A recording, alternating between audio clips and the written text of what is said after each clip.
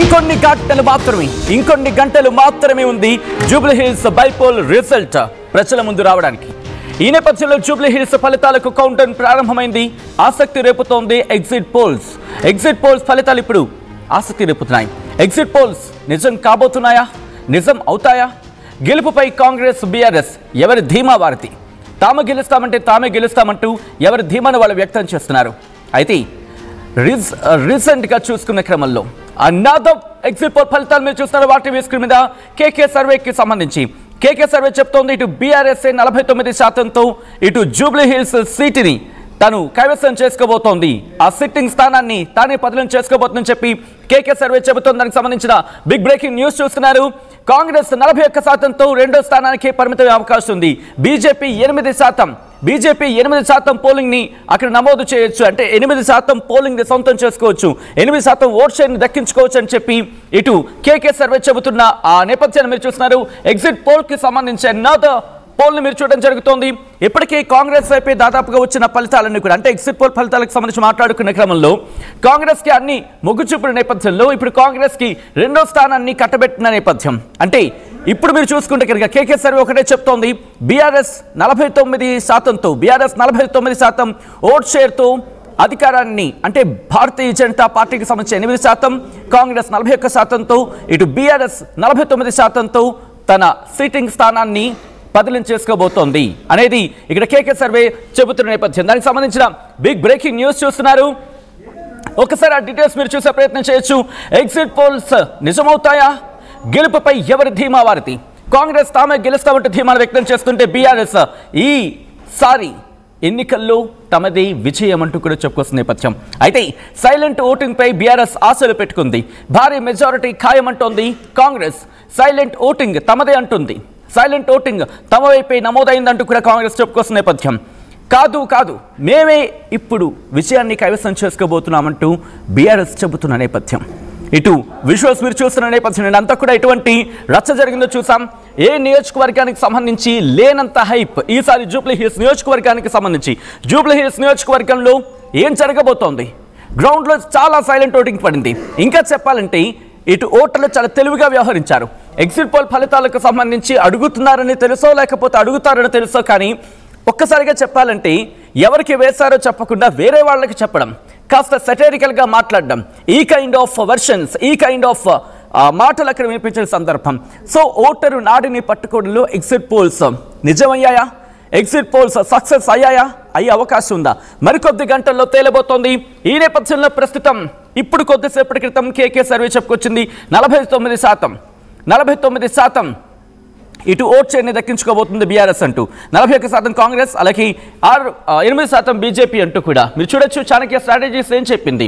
దాంతోపాటు ఇంకొక survey జన్మైన్ survey ఏం చెప్పింది, దాంతోపాటు ఇంకొక సర్వే నాగన్న సర్వే ఏం చెబుతోందని మీరు బ్యాక్ టు బ్యాక్ చూస్తున్నారు. అన్ని సర్వేలు కూడా నిన్నటి వరకు వచ్చిన సర్వేలన్నీ కూడా ఇటు కాంగ్రెస్ వైపే, కాంగ్రెస్ అధికారంలోకి రాబోతోందని జోసి అని చెప్పిన నేపథ్యంలో ఇప్పుడు మాత్రం కేకే సర్వే తాజాగా ఇటు బీఆర్ఎస్కే పట్టం కట్టింది. మీరు చూస్తే ప్రీ పోల్ సర్వేలో కావచ్చు, అంతకుముందు సర్వేస్ కావచ్చు, కేకే సర్వే ఇటు బీఆర్ఎస్కే పట్టం కట్టింది. కానీ నిన్న వచ్చిన సర్వేస్ గురించి మాట్లాడుకున్న సందర్భంలో చాణక్య 46, బీఆర్ఎస్కి 41, బీజేపీకి 6 ఆ పర్సంటేజ్ ఇచ్చిన నేపథ్యం.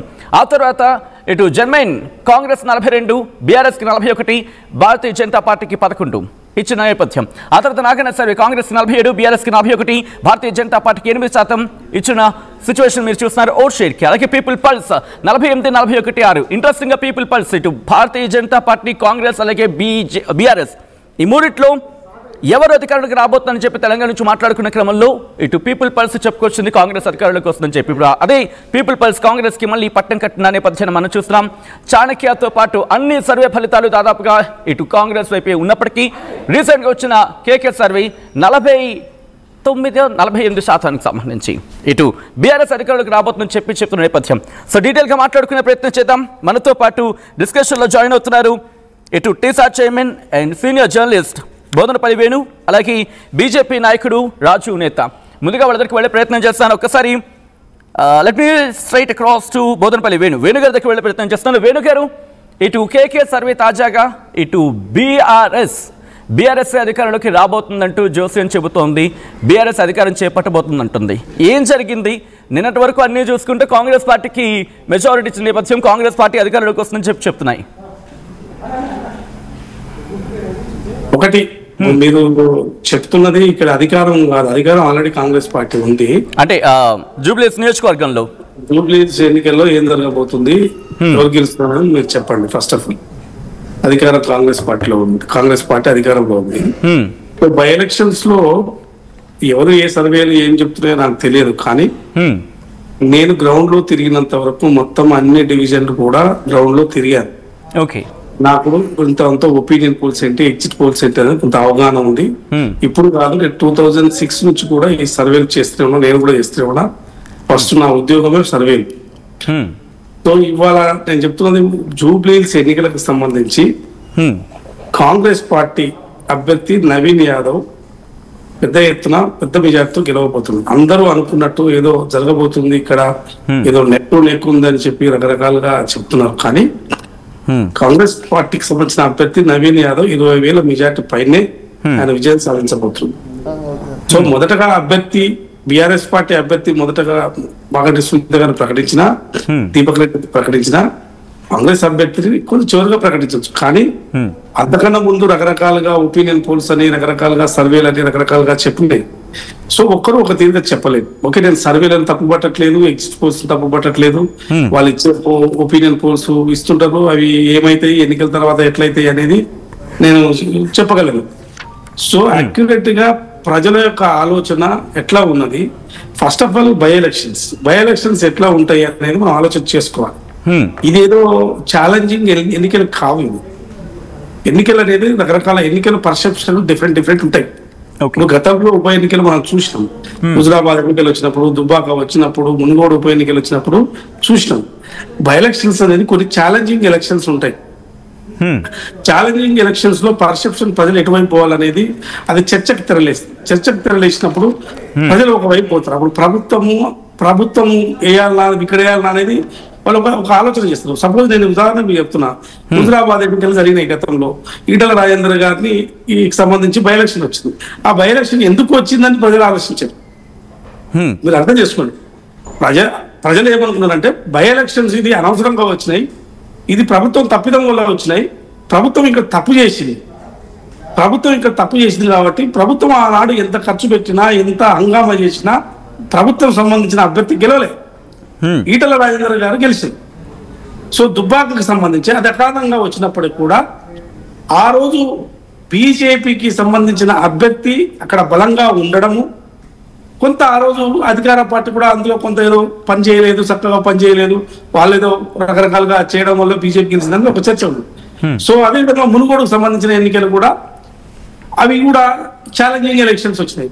ఛాలెంజింగ్ అంటే ఏంటి, బీజేపీ చాలా బలంగా ఉన్నది, భవిష్యత్తులో అధికారం రాబోతుంది, బీజేపీ మంచి పార్టీ అని చెప్పి ఆ రోజు రాజగోపాల్ రెడ్డి గారు పోయి రాజీనామా చేసిపోయారు. కానీ రాజీనామా చేసిన తర్వాత చర్చ జరిగింది, ఇది ఏంది, ఇది కరెక్టా కాదా అనేది ప్రజలు విశ్లేషించుకుంటే ఆ రోజు బీజేపీ ఓడిపోయింది. సో ఇవాళ జూబ్లీహిల్స్ ఎన్నికలు వచ్చింది, బై ఎలక్షన్స్, అది కూడా ఇదేదో అంటే ఆయన అకాల మరణం వల్ల వచ్చింది. ఇప్పుడు ఎమ్మెల్యే గారు చనిపోవడం వల్ల ఎన్నికలు వచ్చినాయి, ఇవేమి ఛాలెంజింగ్ ఎన్నికలు కావు, అనుకోకుండా వచ్చిన ఎన్నికలు. సో ఇవాళ ఒకవేళ అనుకోకుండా వచ్చిన ఎన్నికలు గోపీనాథ్ గారు చనిపోయారు కాబట్టి ఒక సెంటిమెంట్ అనే దానికి తావు లేకుండా చేసింది ఎవరు అంటే కేసీఆర్ గారు. గతంలో బై ఎలక్షన్స్ ఎవరైనా చనిపోతే బై ఎలక్షన్స్ ఆనవాయితీగా ఏం చేసేదంటే కొంత ఇనాన్మెంట్స్ చేసేది. ఆ ఇనాన్మెంట్స్ లేకుండా చేసిన ఆనవాయితీని తుంగలో తొక్కింది కేసీఆర్ గారు.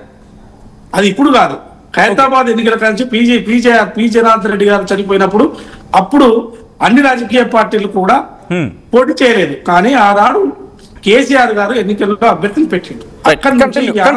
పోయింది.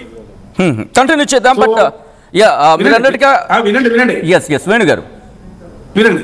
సో ఇట్లా పోయినాయి. కాబట్టి ఇవాళ జూబ్లీహిల్స్ సంబంధించిన ఎన్నికలకు సంబంధించి ఇందులో ఒకే ఒక పర్సెప్షన్ జరిగింది. ఒకే గోపీనాథ్ గారు ఉన్నంత వరకు ఆయన ఎమ్మెల్యేగా ఉన్నాడు, ఆయన గెలిపించేది అయిపోయింది. ఆయన చనిపోవడం వల్ల వచ్చిన ఎన్నికలు ఏంటంటే ప్రజలు కూడా ఒక ఆలోచనకు వచ్చేది. నవీన్ యాదవ్ కూడా కాంగ్రెస్ పార్టీ అభ్యర్థిగా టికెట్ ఇచ్చారు కాబట్టి సో ఇతను లోకల్ గా ఉంటాడు, ఈ బస్తీల్లో పెరిగిన వాడు, ఇక్కడ సమస్యలు తెలిసిన వాడు, సో అందరికి అందుబాటులో ఉంటాడు, యువకుడు, మనకు ఈ నియోజకవర్గానికి ఉపయోగపడతారని బస్తీ వాసులంతా కూడా ఒక ఆలోచన చేసుకున్నట్టుగా నాకు స్పష్టంగా నేను కాలనీలలో తిరిగినప్పుడు మాకు కొంత ఒపీనియన్స్ వచ్చినాయి. సో కాబట్టి ఇవాళ ఏ సర్వేలు ఎట్లా అయిపోయినాయి, తర్వాత ఎన్నికలకు ముందు ఒపీనియన్ పోల్స్ ఎట్లా మ్యానిపులేట్ చేయాలని చెప్పి కొన్ని సర్వేలు కొన్ని మ్యానిపులేట్ చేసి కొంత పేడ్ గా సర్వేలు చేయించి బీఆర్ఎస్ గెలుస్తుందని చెప్పి ఎందుకంటే ఎన్నికలు అయిపోయినాయి, ఇప్పుడు చర్చ ఏమైనా చేసుకోవచ్చు. మ్యానిపులేట్ చేసే ప్రయత్నం చేశారు. కానీ అదే మ్యానిపులేట్ చేసిన కొన్ని సర్వేలు ఎన్నికలు అయిపోయిన తర్వాత ఎగ్జిట్ పోల్స్ అని చెప్పి కాంగ్రెస్ గెలిస్తే కూడా ఇచ్చినాయి.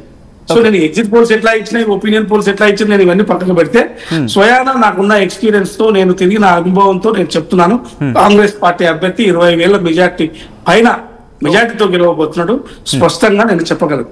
రైట్, కంటిన్యూ చేద్దాం. మనతో పాటు సీనియర్ జర్నలిస్ట్ నరా విజయ్ కుమార్ కూడా లైవ్ లో జాయిన్ అవుతున్నారు. అండ్ అలాగే రాజు నేత బీజేపీ నాయకుడు లైవ్ లో కంటిన్యూ అవుతారు. ఒకసారి బీజేపీ దగ్గరికి వెళ్ళే ప్రయత్నం చేస్తున్నాను.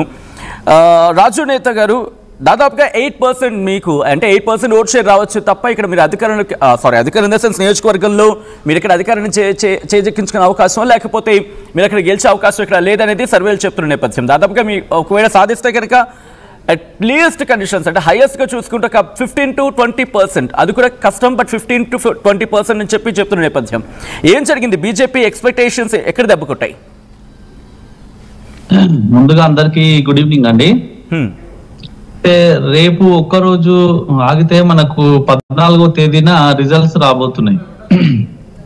But sorry for the interruption, అక్కడ బీహార్ లో ఎలక్షన్ రిజల్ట్స్ ఎగ్జిట్ పోల్ ఫలితాలకు చూస్తే యాక్సెప్ట్ చేస్తున్నారు, బట్ ఇక్కడ మాత్రం యాక్సెప్ట్ చేయలేకపోతుందో Bharatiya Janata party. Of course రెండు డిఫరెన్స్ అయినప్పటికీ కూడా నేనేమంటున్నా, తినబోయే ముందు రుచులు ఎందుకు, తినబోయే ముందు రుచులు ముందే ఎందుకు తెలుసుకొని మనం సంబరపడాలి ఒకటి. రెండవది ఏంటంటే ఈరోజు మనం చూసినాం నిన్న జరిగినటువంటి ఎలక్షన్ లో జూబ్లీహిల్స్ నియోజకవర్గంలో అడుగడుగున ఎన్నికల నిబంధనలను మొత్తం కూడా ఉల్లంఘించినటువంటి కాంగ్రెస్ పార్టీ బీఆర్ఎస్ పార్టీ నాయకుల మీద ఏ రకంగా వీళ్ళు చర్యలు తీసుకుంటున్నారు ఎలక్షన్ కమిషన్ గానీ లేకపోతే పోలీసులు గానీ మనం చూడొచ్చు. నిన్న ఎంత గందరగోళమైనటువంటి పరిస్థితిని క్రియేట్ చేసిరండి జూబ్లీహిల్స్ నియోజకవర్గంలో. ప్రతి పోలింగ్ బూత్ దగ్గర ప్రలోభాలకు గురి పెట్టడము, బాహటంగానే బహిరంగంగా చీరల పంపిణీ చేయడము, డబ్బులు పంపిణీ చేయడం, ఓటుకు 5,000 నుంచి 10,000 రూపాయలు పంచిరని బాహటంగానే వచ్చినాయి, మనకు వార్తలు వచ్చినాయి. అడ్డుకోవడానికి భారతీయ జనతా పార్టీ నాయకులు అక్కడికి వెళ్తే మా అందరి మీద అక్రమంగా నిర్బంధించడం, లేకపోతే పోలీస్ స్టేషన్లకు తరలించడం, లేకపోతే మా మీద కేసులు పెట్టేటువంటి ప్రయత్నం చేయడం. అరే అక్కడ తప్పు జరుగుతుంది, ఓట్లకు డబ్బులు వంచుతున్నారు, ఆ చీరలు వంచుతున్నారు, లేకపోతే ఒక ఎమ్మెల్యే ఇంటికి అధికారికంగా ఓటర్లను పిలిచి వాళ్ళ ఇంట్లో ఎన్ని ఓట్లు ఉన్నాయని చెప్పి వాళ్ళందరినీ తీసుకుపోయి ఓట్లకు డబ్బులు వంచుతున్నారని మేము ఫిర్యాదు చేస్తే దాని మీద పట్టించుకోకుండా ఈ రోజు ఎలక్షన్ కోడ్ను వీళ్ళు ఎక్కడ కూడా పట్టించుకుంటారు లేదని మేము ఫిర్యాదు చేస్తే ఎలక్షన్ ఆఫీసర్స్ గాని పోలీసులు గాని ఎక్కడ కూడా ఈ ఫిర్యాదులను ఖాతరు చేయలేదు, వాళ్ళ మీద ఎక్కడ కూడా కేసులు ఫైల్ చేయలేదు, వాటి మీద పట్టించుకోలేదు. ఈరోజు నా స్ట్రైట్ క్వశ్చన్ ఇక్కడ ఏంటంటే, ఆఫ్ కోర్స్ దాని గురించి డీటెయిల్ గా మాట్లాడుకునే ప్రయత్నం చేద్దాం. ఇక్కడ కేకే సర్వే కొద్దిసేపటి క్రితం చెబుతుందంటే బీఆర్ఎస్ ఇక్కడ అధికారం ఇన్ ద సెన్స్ ఇక్కడ నియోజకవర్గాన్ని చేజెక్కించుకోబోతుంది అనేది కేకే సర్వే చెబుతోంది. నిన్న వరకు వచ్చిన ఎగ్జిట్ పోల్స్ అన్ని కూడా ఇటు కాంగ్రెస్ పార్టీ ఇటు మళ్ళీ జూబ్లీహిల్స్ ని చేజెక్కించుకోబోతున్నారని చెప్తున్నమాట. సో మీరేమంటారు? అఫ్ కోర్స్ భారతీయ జనతా పార్టీగా మీరు చేజెక్కించుకుంటామని అంటారు కానీ బట్ ఫలితాలు ఎగ్జిట్ పోల్ ఫలితాలు కనీసం ఒకటి కూడా మీకు సపోర్టివ్ ఎక్కడ కనిపించట్లేదు. నేనేమంటున్నా సచిన్ గారు, 100% భారతీయ జనతా పార్టీ జూబ్లీహిల్స్ నియోజకవర్గంలో ఆశించినటువంటి ఫలితం మాకు రాబోతుంది. దీంతో పాటు బీహార్ లో